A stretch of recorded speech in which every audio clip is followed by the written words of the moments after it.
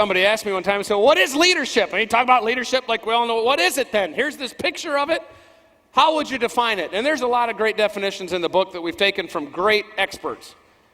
But it can really boil down to this. Leadership is influence of others in a productive, vision-driven direction that's caused and done through the example and the character of the leader.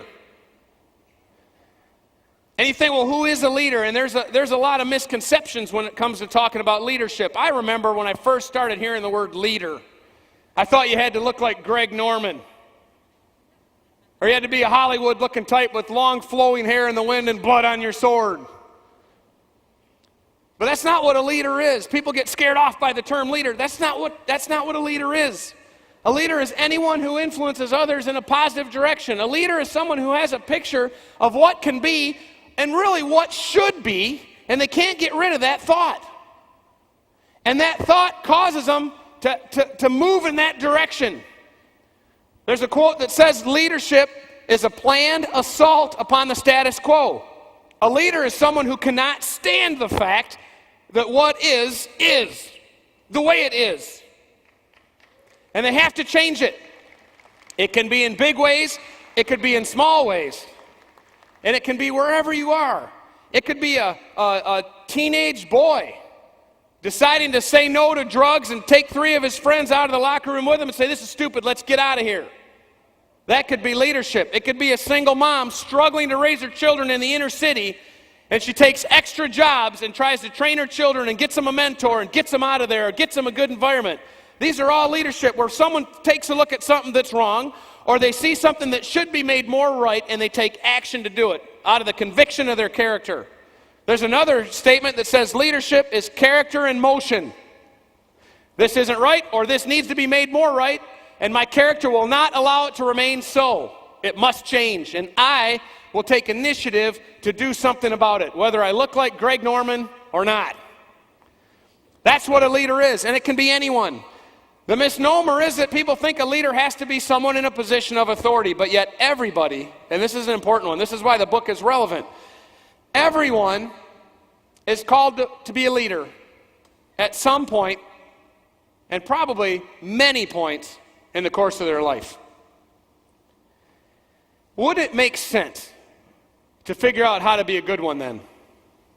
If you have children, you're in a position of leadership. If you're married, you're in a position of leadership. If anyone ever cares to listen to anything you ever have to say, you're in a position to influence them and potentially lead them in a certain direction.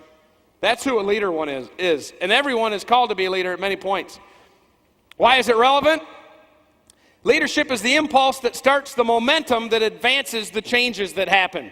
You can swim against the current and have control over the changes, or you can ride with the current and let the changes work on you. You can be the person that makes things happen or the person that wondered what happened. From the education of a small child to the formation of a major republic, we have leadership to thank. From our freedom to our technology, we have leadership to thank. From small things to big things, leadership of someone, somewhere, is what we have to thank. It's interesting. Leadership is about making a difference, small or large, in the moment or in the future. And that's why it's relevant. Some people are interested in leadership for the wrong reasons. And you can study history and see in many, many, many instances this is the case. Some people think leadership is attractive because it's power. Some like leadership because they think it offers control. And some like it because of the perks, the status, the chance to be served. But leadership is a bit of a paradox. Certainly there are those elements to leadership. But the life of a leader is a little bit different than that. The life of a leader is a little bit more on the other side of the coin. In actuality, the life of a leader starts with giving power and empowering others. It also involves helping others fix problems and move forward. And finally, it involves serving others. It's almost the opposite of what most people think. If you look at what starts leadership, what Orrin and I talked about that night, sitting up late at night talking about all these issues, it's as if you have reality here. And this is today's reality. And the vision that develops is up here. And that vision for something better, that vision for what should change, that vision for what could be, creates a tension on this reality. There's a tension between it. And as that tension develops, that tension causes something. We call it hunger. In the book, we use the term hunger. Sometimes the word ambition can be taken the wrong way. Power grabber or someone that's selfish or wants personal gain out of proportion to everything else. But the word hunger goes right to the true heart of the matter. You don't control your hunger, do you? When you get hungry for food, you can't really stop it, can you? It's a natural outflow of the physiological conditions of no food in your body. And it's the same thing with the vision of a leader. Once that condition exists, a leader can't shut that off. It exists.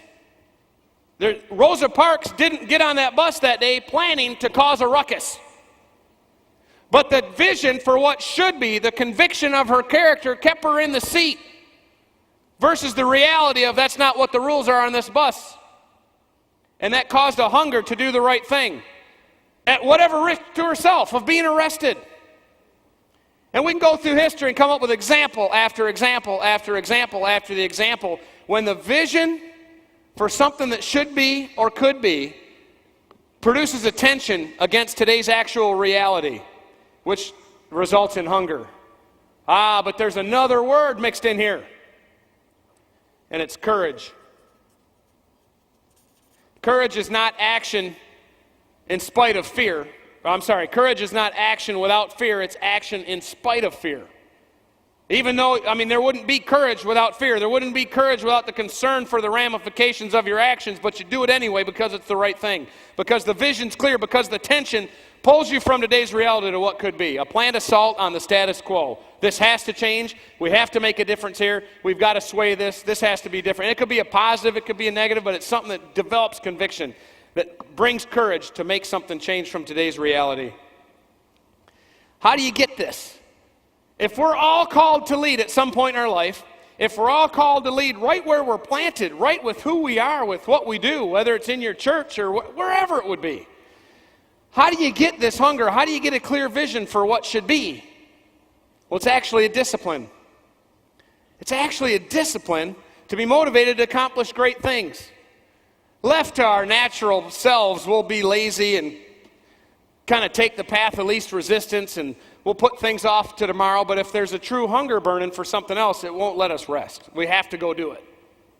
And this is a discipline. In the book, we talk about the 3 levels of motivation. And it's a discipline. It's something that should be worked on. You should run this program in your head. You should think about it and look for it and actively pursue the things that you've been built to do. You see, each of us has been given gifts. Each of us has been given talents, peculiar to us, very unique, and we're supposed to use those to accomplish something. The more we discover that, the more we brush the dirt off of that discovery, that archaeological find, that artifact, the more we clear that away and start to see and reveal, our purpose isn't really determined by us, it's just kind of discovered. And the more we clear that off and get the dirt off there and all the crud that buried it, all the people that say you can't do this and you can't accomplish that, and you can't, who do you think you are? Come on, you're too old. You're too young. You're the wrong gender. You're the wrong religion. You're the wrong color. You come from the wrong side of the tracks. Your daddy wasn't the right guy. You don't have connections. But the more we brush all that dirt off there and we start to discover and find out that we start to see the revelation of what our purpose is. And that's an action. It requires action. It requires a search. It requires a hunt to find out what that is.